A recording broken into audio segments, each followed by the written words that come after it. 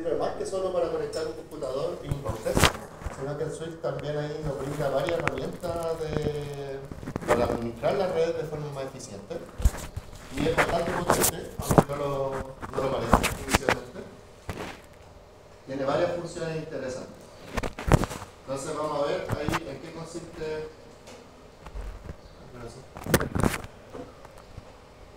la conmutación en red LAN.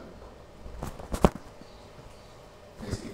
Entonces, la conmutación en red LAN lo que nos permite es poder mezclar los datos que se transmiten en una red, y los switches son parte principal de eso.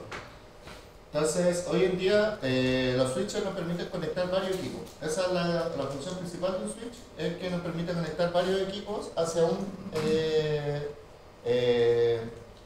por ejemplo, router o cosas así. Es como una extensión. Es como, por ejemplo, no sé, cuando nosotros tenemos un alargador, una zapatilla, tenemos un enchufe disponible, ¿cierto? Pero con esa zapatilla podemos tener varios enchufes disponibles, no sé, 5, 10, lo que quieran ahí conectar. Obviamente si son muchos enchufes puede sobrecargar, puede hacer que salte el automático.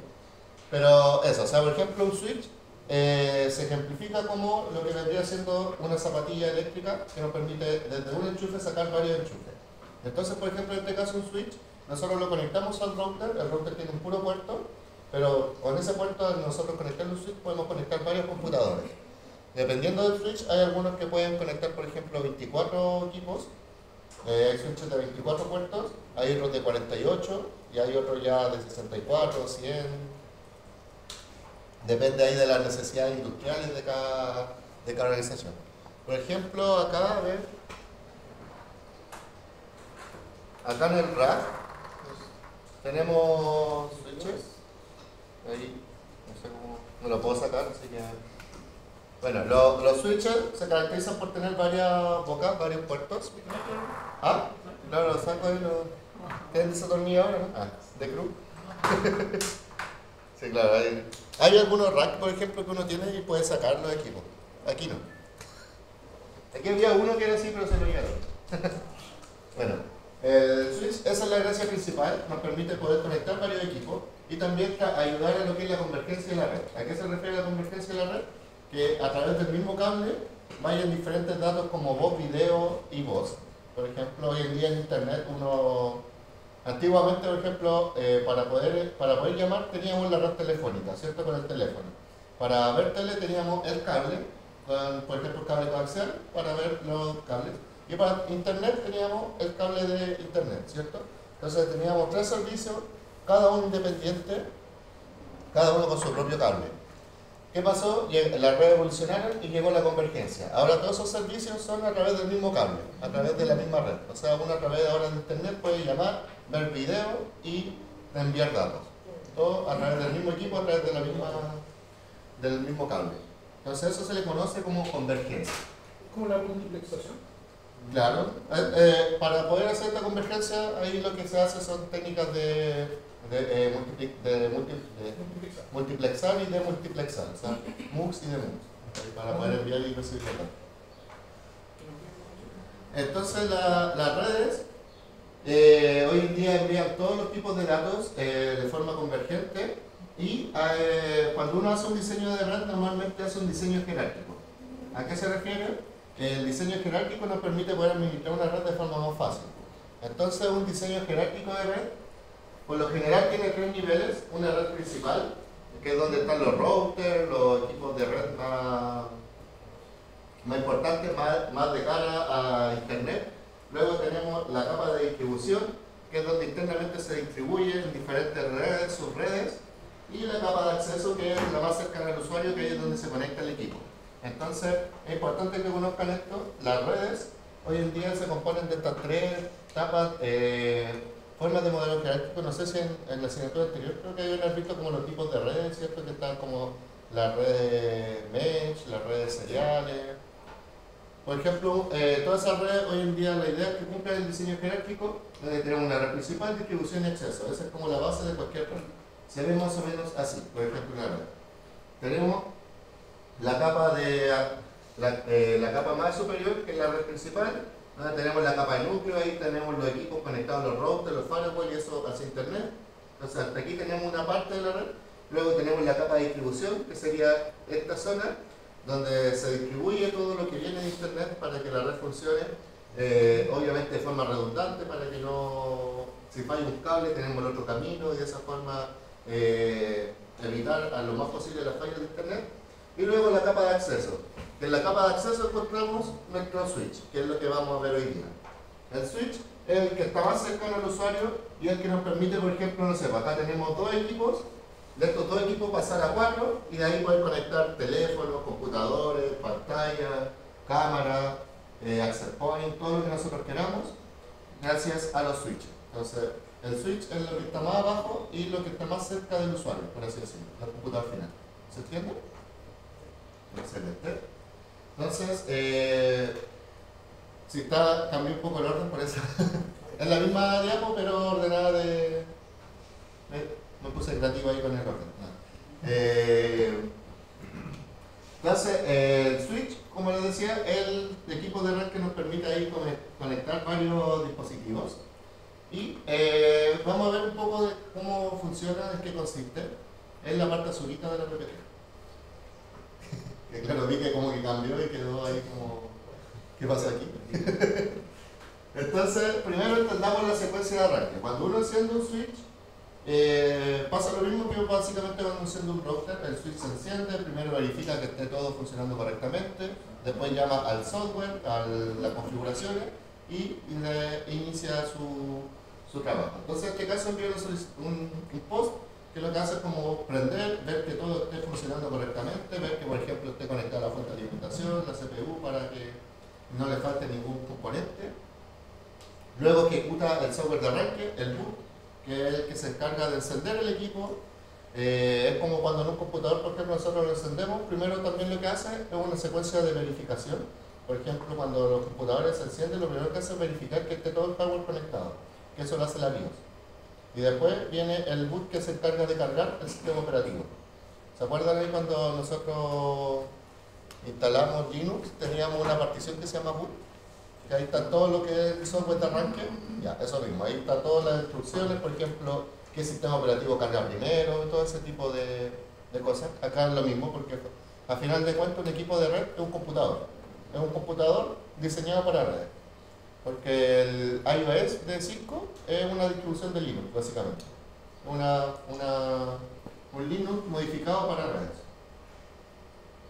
Entonces, después el arranque inicia la CPU para empezar ahí a funcionar correctamente y arranca el sistema de archivos, los archivos flash. Ahí nosotros encontramos la configuración del equipo. Ahí, al igual que en el router, tenemos dos archivos de configuración. Tenemos el archivo startup config, que es la configuración inicial del dispositivo, y el running config, que es la configuración que está corriendo el dispositivo. Entonces aquí pasa lo mismo. Cuando uno configura el dispositivo, todas las configuraciones que uno hace se guardan en el running config. Si nosotros apagamos el equipo, eso se va a borrar. ¿Por qué? Porque eso se guarda en la memoria RAM del equipo. Entonces la memoria RAM, como a lo mejor ya sabrán, cuando uno le quita la energía a una memoria RAM, se borra, se muere. Entonces, toda la configuración del running config, si por algún motivo yo desenchufo el equipo, se perdió. Y es como que no hubiera hecho nada. Después llega el jefe y dice, ¿qué estuvo haciendo todo el día? No, lo estuve configurando, pero pasó que limpiaba y desenchufó el equipo.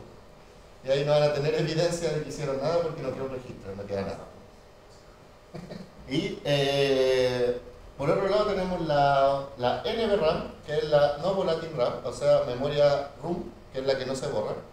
Y ahí es donde se guarda la configuración. Y en ese caso, por ejemplo, ahí tenemos el comando del copy running config, status config, que lo que hace es pasar de la memoria RAM a la memoria NVRAM. Y de esa forma la configuración queda guardada en el dispositivo.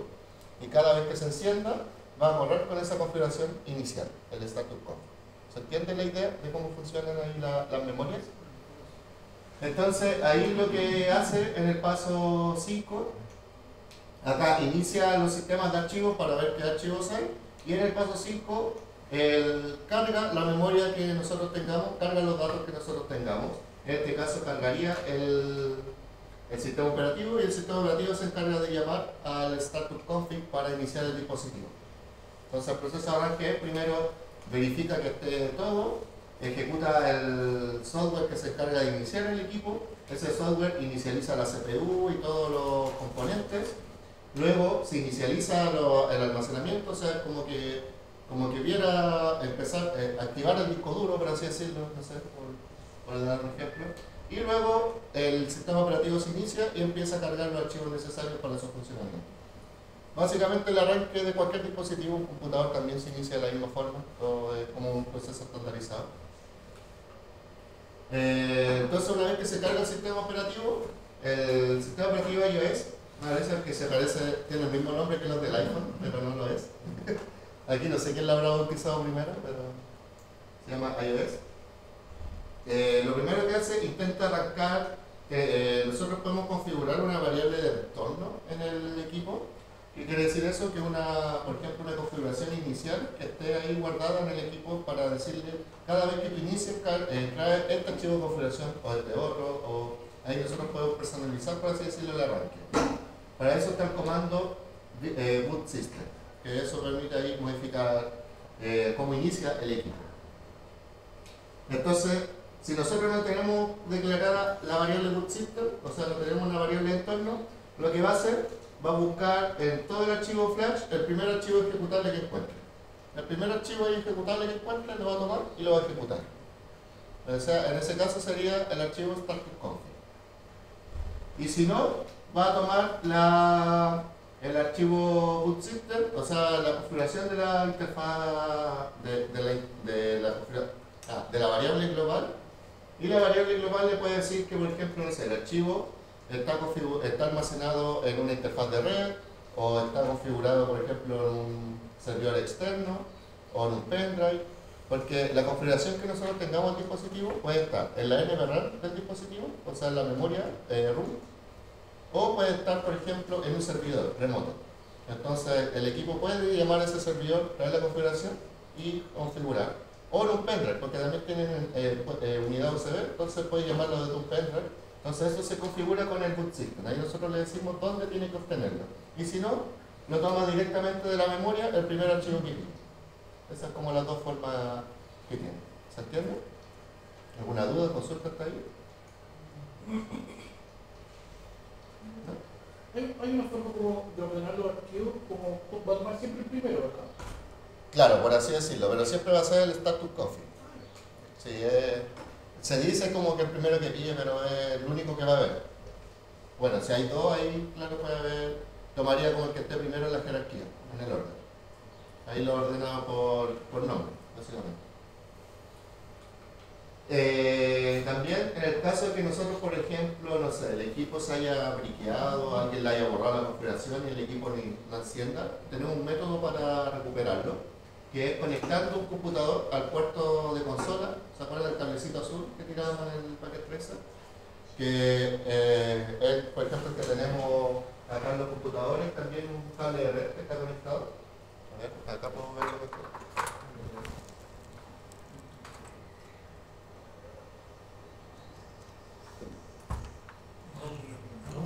Este es un...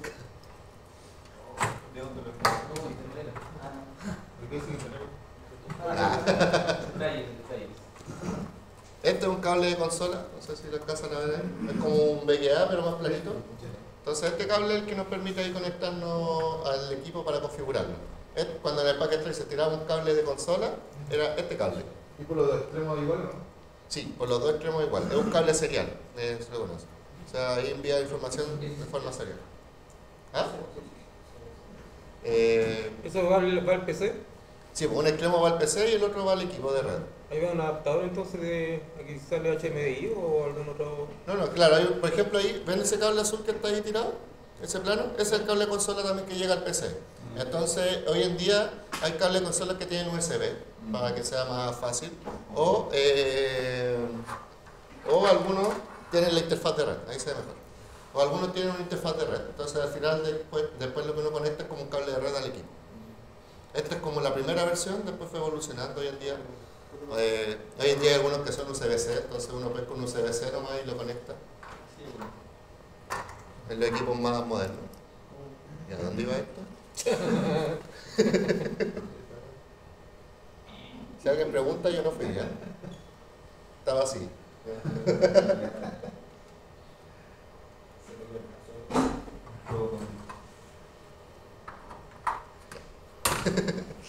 No, aquí no ha pasado nada. Entonces, eso, por ejemplo, acá hay algunos computadores que tienen un adaptador, que es como un cable de red que llega y lo conecta, o está ese cable azul que está ahí, no sé si lo pueden levantar, aquí lo ven. Que también es un cable ahí serial. O sea, ahí yo me acuerdo que les mostré una foto igual del cable serial una vez, al comienzo de... Entonces, ese permite la configuración de los dispositivos.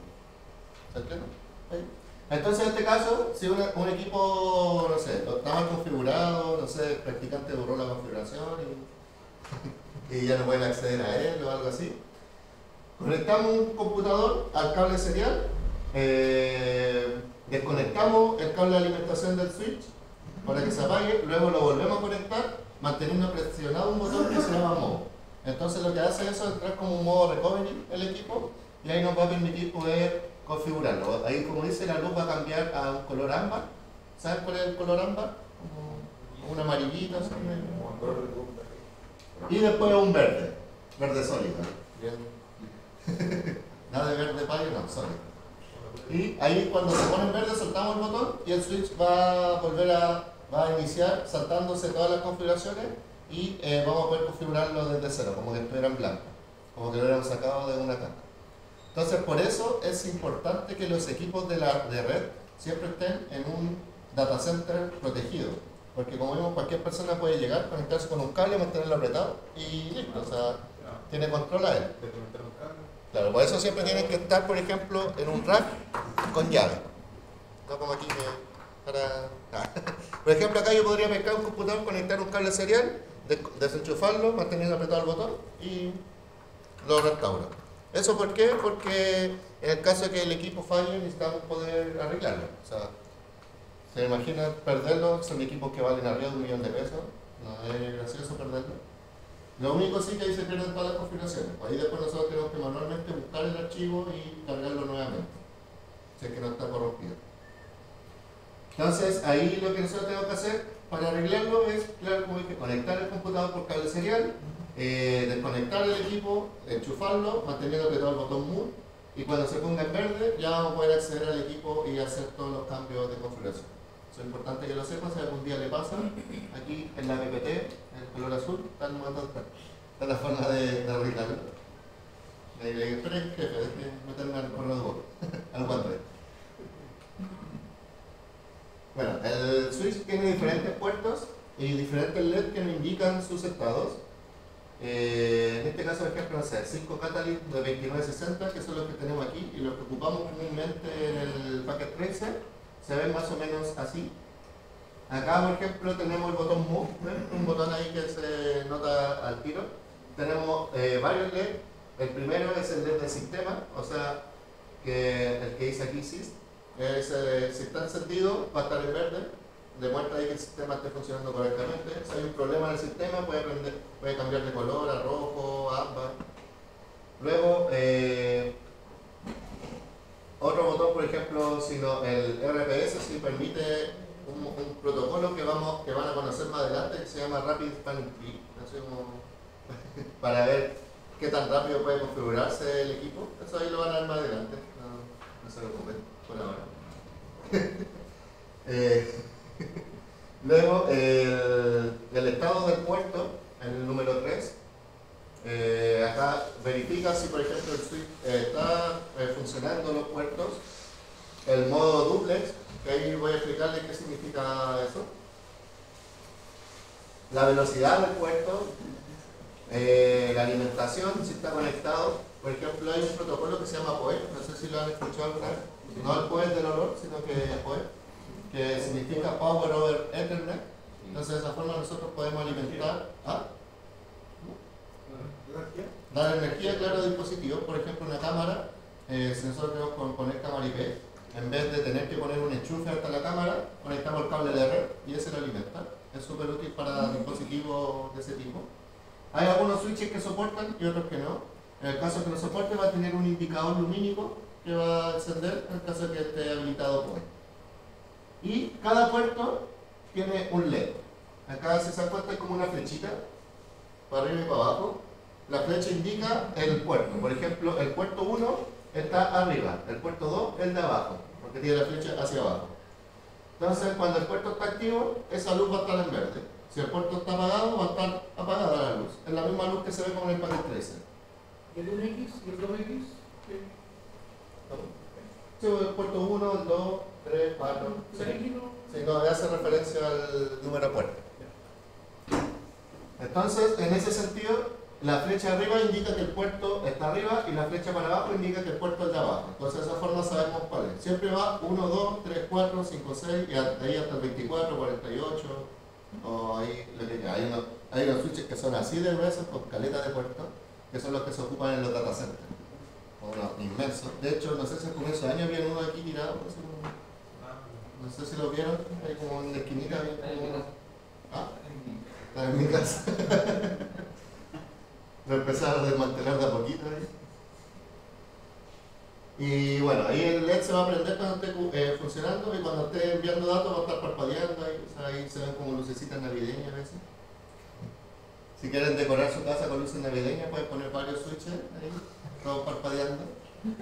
El árbol más caro. Claro, se ve bonito, sí, como una lucecita.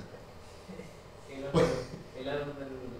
Más adelante en la hora asignatura van a conocer eso, pero o pueden configurarlo, configurar mal el Rapid Spanning Tree y ahí van a tener unas luces navideñas pero espectaculares. Porque ahí lo que van a hacer es que el switch está enviando paquetes en un círculo, entonces ahí va al 100% CPU, pero parpadeando ahí. En época navideña se ve bonito. Bueno, nosotros para administrar un switch tenemos dos formas, uno con el cable de consola, o la otra es configurándole un IP al switch para que nosotros podamos acceder a él de forma remota, así como lo hacíamos en el router. ¿Se acuerdan que en el router configuramos SSH? Acá en el switch también lo podemos hacer.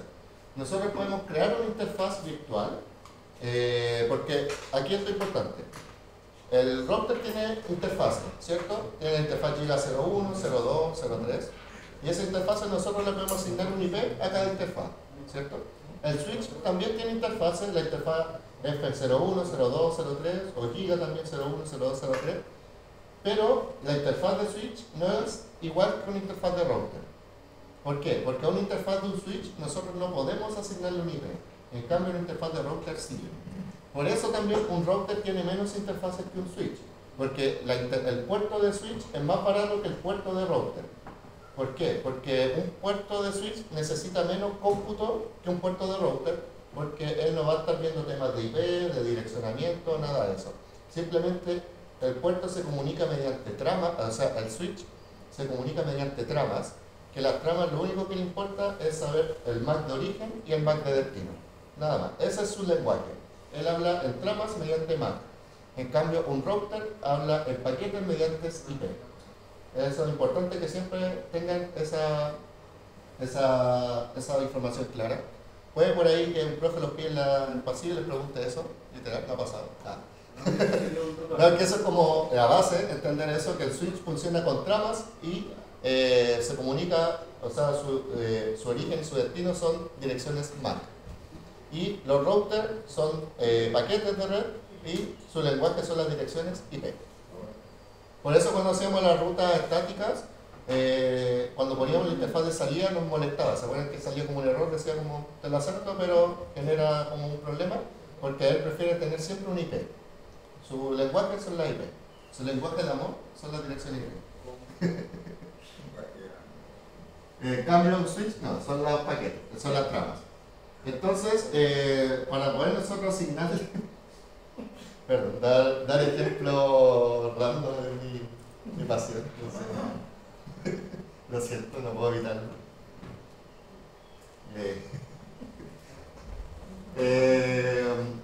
Para poder administrar el switch remotamente nosotros necesitamos asignarle un IP, porque si no tiene un IP no vamos a poder acceder a él. Pero ya vimos, ya les dije que no podemos asignarle un IP a un puerto. Entonces, ¿cómo podemos asignarle un IP? Creando una interfaz virtual. Y esa interfaz virtual sí puede tener una dirección IP. Entonces eso se llama SVI, que se llaman interfaces virtuales. ¿Cómo dice? SVI, interfaz virtual de switch. Switch Virtual Interface. Ahí por si no les calzaba la abreviatura. Entonces, las interfaces virtuales, nosotros podemos asignarle dirección IP y con eso poder administrar un equipo. Y esa es la forma que nosotros tenemos de conectarnos al switch. Para eso tenemos, nos permite la administración remota y esas interfaces virtuales funcionan como un router, se comportan como un router. Y esa interfaz virtual nosotros después la podemos asociar a un puerto o algo físico para que funcione. ¿Se entiende un poco la idea? Entonces, a un switch nosotros no podemos asignarle IP a la interfaz física, al puerto físico, pero sí a una interfaz virtual que tenemos creada dentro de él. ¿Sí? Excelente. Ahí tenemos, por ejemplo, cómo poder configurarlo. Configuramos una VLAN, que ahora ¿conocen lo que es una VLAN? ¿La han escuchado? ¿Sí? Las VLAN nos permiten poder ahí dividir el tráfico, segmentar el tráfico. Entonces, ¿sí? ¿Se puede pagar la luz cada...? Sí, por supuesto. ¿Ahí sí? Entonces igual la quieren apagar.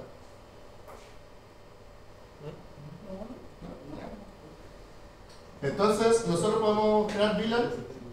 Las VLAN nos permiten segmentar el tráfico. Por ejemplo, yo en una red puedo tener la VLAN la VLAN de gerencia, la VLAN de finanzas, la VLAN de telefonía, por ejemplo. Y ahí la red se divide en esas VLAN. Y yo puedo tener, de una pura red puedo tener varias subredes diferentes. Para eso servía el VLC, ¿se acuerdan? Que nosotros ahí dividíamos en diferentes redes.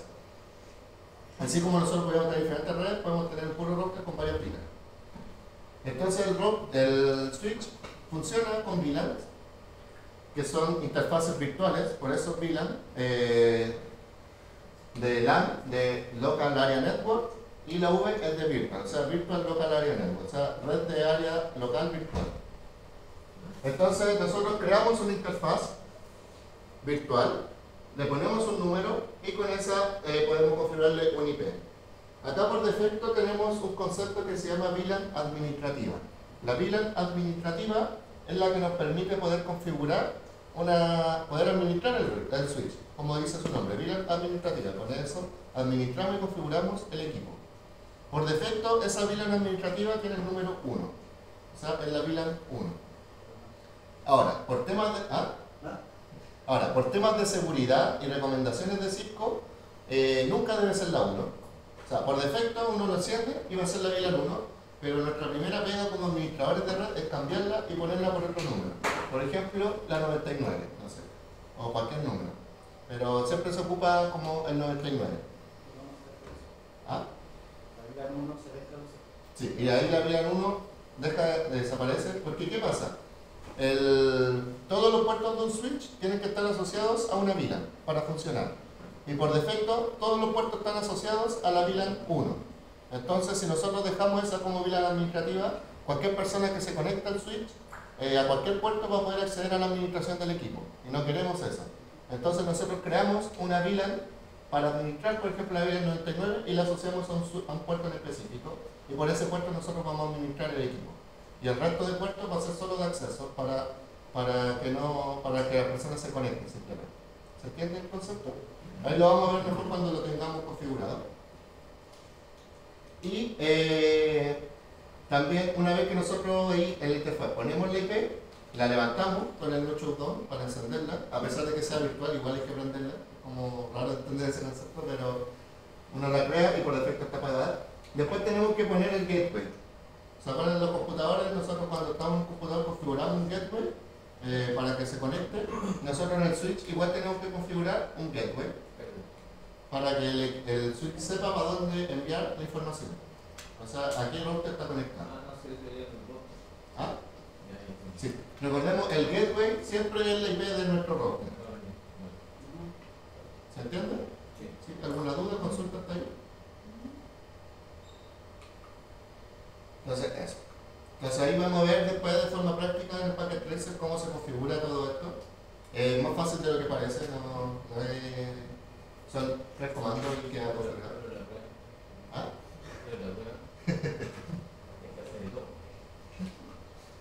Ya, el switch vamos a ver cómo se comunica el switch. Hay dos modos que tiene el switch de comunicarse, el modo full duplex y el half duplex. ¿Habían escuchado esos conceptos alguna vez? ¿Sí? El full duplex significa que el cable puede enviar y recibir datos a la vez, al mismo tiempo, y el half duplex que solo puede enviar y recibir una a la vez. O sea, envía, luego que envía, recibe. Por ende, acá en el full duplex la conexión es más rápida y el half duplex la conexión es más lenta. Por ejemplo, cuando nosotros tenemos televisión por cable coaxial, por ejemplo lo que era BTR antes, la comunicación de cable coaxial es half duplex, o sea, envía para o está enviando o está recibiendo, pero no los dos a la vez. Por eso la conexión es lenta. Por eso, por ejemplo, BTR cuando es por coaxial, lo que ofrece es, por ejemplo, 500 GB de descarga, pero 10 de subida. Por lo mismo, porque como es por coaxial, la conexión tiene que primero enviar para recibir. Y así tiene que estar ahí turnándose los envíos, lo que hace que la conexión sea lenta. La fibra óptica no, la fibra óptica puede enviar y recibir a la vez, a velocidad de la luz, entonces no hay problema. Y los cables de red también, como tienen varios cables, un cable lo ocupa para enviar y el otro para recibir, y ahí el camino queda despejado, como que tuviera una carretera con dos carriles. Entonces, si nosotros tenemos dos equipos, a lo mejor uno puede estar configurado como half duplex y el otro como full duplex. En ese caso, si tenemos uno half duplex y el otro duplex, ¿cuál sería la configuración que mandaría? Half duplex, sí. Siempre es la menor. Entonces, en este caso, si tenemos dos equipos, uno es full y el otro es half, van a funcionar ambos en half, o sea, van a funcionar ambos lentos. Si tenemos los dos en full, los dos van a funcionar a full. Y ahí, por ejemplo, si están los dos con full duplex, van a funcionar a la velocidad máxima del puerto.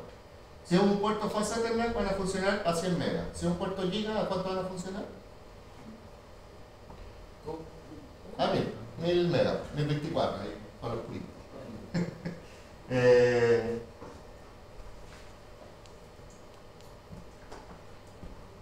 Para eso, el modo del half duplex y el full duplex nosotros lo podemos configurar. Tenemos un comando ahí, por ejemplo, duplex full, y con eso podemos configurar si va a ser en half o en full. Ahí eso lo podemos manipular nosotros. Y la velocidad del puerto también la podemos manipular nosotros. Por ejemplo, no sé, si tenemos un puerto giga, pero no queremos que ande a giga, sino que queremos que sea más lento por algún motivo que desconozco, lo podemos configurar con el comando speed y la velocidad. Es raro que le bajemos la velocidad a propósito, es raro no aprovechar el recurso, pero a veces es necesario. Y también lo mismo, si tenemos por ejemplo un switch que tiene interfaz giga y el otro interfaz fast Ethernet, los dos van a funcionar a fast Ethernet. ¿Por qué? Porque siempre va a funcionar al menor, al más lento. Siempre el mejor se va a adaptar al peor. Es como siempre... ¿Al revés? ¿Ah? ¿Al revés? Sí, siempre redondea para abajo en los equipos. Porque, por ejemplo, si tengo un switch con interfaz giga y un switch con interfaz fast Ethernet, yo no le puedo pedir al fast Ethernet que trabaje como giga, pero sí le puedo pedir al giga que trabaje como fast, por eso baja. Entonces, siempre en una red, cuando queremos aprovechar todo, tenemos que tener todo lo mismo para que funcionen correctamente. Eso. También, no sé si se acuerdan que hay dos tipos de cable. Tenemos el cable cruzado y el cable directo. ¿Se acuerdan para qué era cada uno? Para control tu mismo equipo, ¿Ya? ¿Cuál era cuál? con tu mismo equipo era directo. ¿Ya? ¿Y cruzado? Una diferencia de cable, exacto. Entonces, en ese caso, antiguamente en los equipos nosotros teníamos que tener claro el cable que íbamos a ocupar, porque los equipos no lo reconocían. Entonces, yo ponía un cable cruzado y necesitaba un cable directo, no había comunicación, simplemente. Me pasó más de lo que quería admitir. Cuando configuré equipos físicos, ahí tenía todo listo y no funcionaba nada. ¿Por qué? Porque puse un cable cruzado en vez de un cable directo. Entonces, hoy en día los equipos modernos ya no es obligatorio eso, nosotros podemos poner cualquier cable y lo van a reconocer igual. Para eso tenemos el comando AutoMX, que ahí lo que hace es, nosotros configuramos la interfaz con ese comando y la interfaz le va a dar lo mismo, el puerto que ocupemos, él solito va a ver si es cruzado directo y va a adaptarse a eso. Entonces ahí, gracias a Dios, a los de Cisco se le alumbró la ampolleta. Eso pasaba en los dispositivos antiguos. Sí. En 2700. Sí, claro, en los antiguos switches, si tú conectabas un cable que no era el correspondiente, no había comunicación. En el switch decía, no conozco ese cable, no puedo. Si teníais dos switches conectados ahí con el cable incorrecto, no se comunicaban, no había forma de hacerlo comunicar. Hasta que llegó después el comando auto-mdix y solucionó todo ese problema. Entonces ahí podemos configurarlo, por ejemplo, el duplex, la velocidad y el mdix. Todo eso podemos hacerlo en la configuración de los puertos de la interfaz. Y ahí para que funcionen correctamente. Ahí tenemos algunos comandos de verificación, igual que en el router, los show, que nos permiten ahí poder ver cómo se comporta el equipo. Por ejemplo, el show interface nos muestra toda la interfaz. Y acá hay una diferencia. ¿Se acuerdan cómo yo veía la interfaz en un router? Comando show, ¿cuánto era? Era show IP interface, ¿cierto? Y ahí lo que yo veía eran las interfaces del router. En el switch el comando es show interface. ¿Por qué? Porque las interfaces no tienen IP. Entonces no está el comando IP. Si yo pongo show IP interface, lo que van a salir van a ser las pilas, no las interfaces. Porque acá, como dijimos en un switch, no podemos asignarle IP a una interfaz. Entonces el comando show IP interface no se ocupa, porque son simplemente puertos de red para conectar dispositivos. Hay algunos switches que se llaman switch de capa 3, que esos tienen funciones de router, son más caros. Pero ahí es una mezcla entre un switch y un router. Pero en este caso nosotros nos vamos a quedar simplemente en la capa 2, que es la capa de los switches. ¿Cómo se llama la capa 2 del modelo así?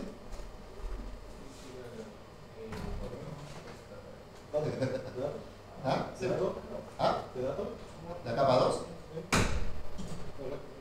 Enlace de datos, sí. Sí, datos, estaba bien. La capa 8. Sí, nosotros estamos aquí en la capa 2. Tenemos la capa física, que son los cables, y ahora estamos en la capa 2, que son los switches. La capa 3 son los routers. Y ahí después ya tenemos todas las capas para arriba. Vamos en la capa, Vamos a ponerla acá. También tenemos un comando que se llama CDP, que el comando CDP lo que nos permite es poder de forma automatizada descubrir equipos. Si yo tengo el CDP configurado, yo con ese comando puedo, por ejemplo, ver qué equipos tengo conectados en la red de forma fácil. Si yo tengo, por ejemplo, 5 switches, con el comando CDP ellos van a estar enviando paquetes para conocerse entre ellos y decir, hola, aquí hay otro switch, hola, aquí hay otro, aquí hay otro. De esa forma pueden armar la red de forma sencilla. ¿Se ingresa solamente CDP? El comando es CDP Neighbor, y ahí lo vamos. Pero en este caso es importante que conozcan nomás que existe ese protocolo. No lo vamos a trabajar a full, pero sí lo vamos a aprender a desactivar. ¿Por qué? Porque este comando por seguridad se recomienda siempre deshabilitarlo, porque si un atacante o una persona externa se conecta, hace un CDP y va a poder conocer la red entera, la infraestructura entera. Y no, obviamente nadie quiere eso. Entonces, este comando lo que hace es permitir conocer los dispositivos y también poder enviar configuración entre ellos. Por ejemplo, si yo tengo 20 switches, puedo con el comando CDP enviarle las pilas a los 20 switches de una. Entonces, con eso, desde un switch configuro los otros 19 switches y después desactivo el protocolo. Entonces, ahí facilita la administración. Y obviamente siempre hay que deshabilitarlo.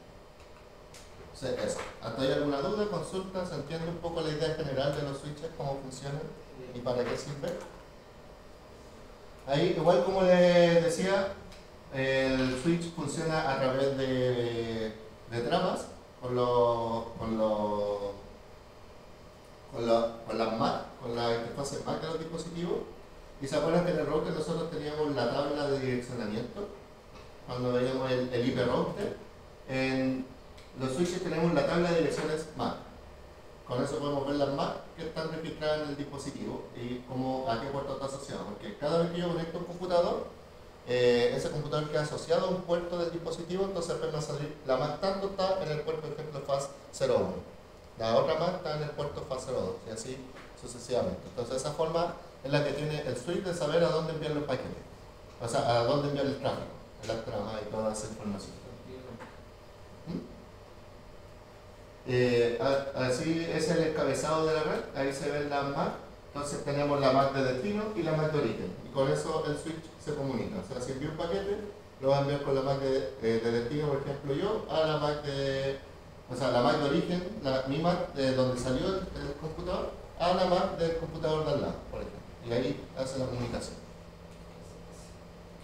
¿Qué más?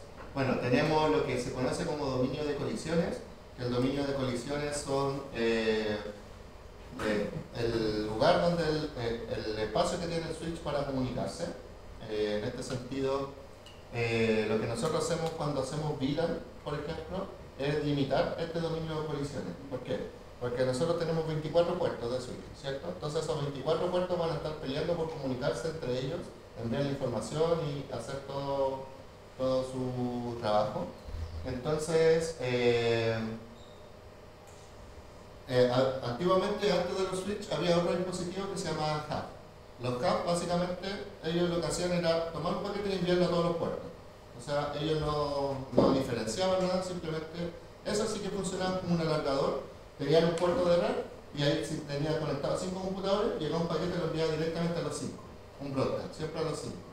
En cambio, el switch es más inteligente y puede ahí achicar esos grupos. Entonces, por ejemplo, si yo creo una VLAN, a esa VLAN yo le asocio los puertos específicos. Por ejemplo, voy a crear la VLAN 10, yo le asocio el puerto 1, 2 y 3, creo la VLAN 20, le asigno el 4, 5 y 6. Entonces, todos los paquetes, cuando yo envío un broadcast a través de la red, ese broadcast no va a llegar a los 24 puertos, sino que va a llegar solo al que corresponde. ¿Se entiende la idea? O sea, si yo envío un broadcast a la red 10, se va a enviar solo a los equipos que estén en la red 10. Los de la red 20 ni se van a enterar. Entonces, por defecto, todos los puertos están en una pura VLAN, que es la VLAN 1, y ahí nosotros tenemos que ir achicando el dominio a través de VLAN para que el equipo trabaje ahí más segmentado y trabaje óptimamente.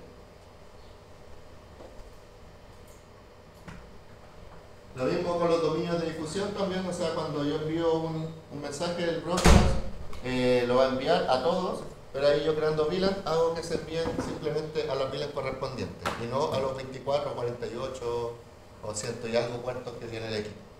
Y de esa forma hago que la red no colapse tanto, se llama amigable. ¿Se entiende ahí? ¿Alguna duda, consulta, comentario? ¿Qué les parece el switch? ¿No pensaban que voy a hacer tantas cosas? Entonces, ahora vamos a ver cómo configurarlo, cómo empezar a trabajar con los switch. Voy aquí a mostrarles cómo es la configuración básica de un switch. Aquí voy a abrir el packet tracer.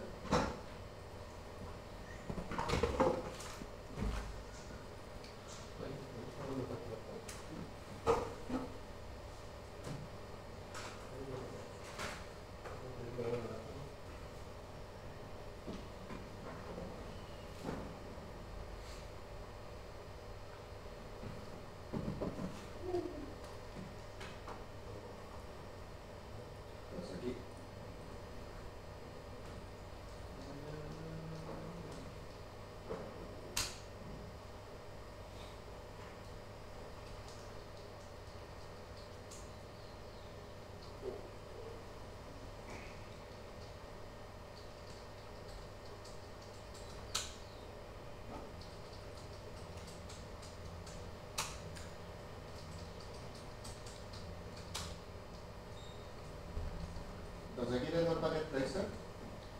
Voy a cambiarle aquí los tamaños como siempre. Preference.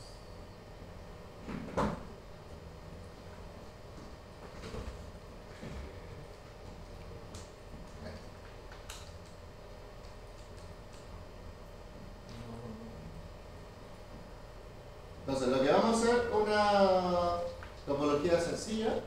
Vamos a poner un router, por ejemplo un 2911.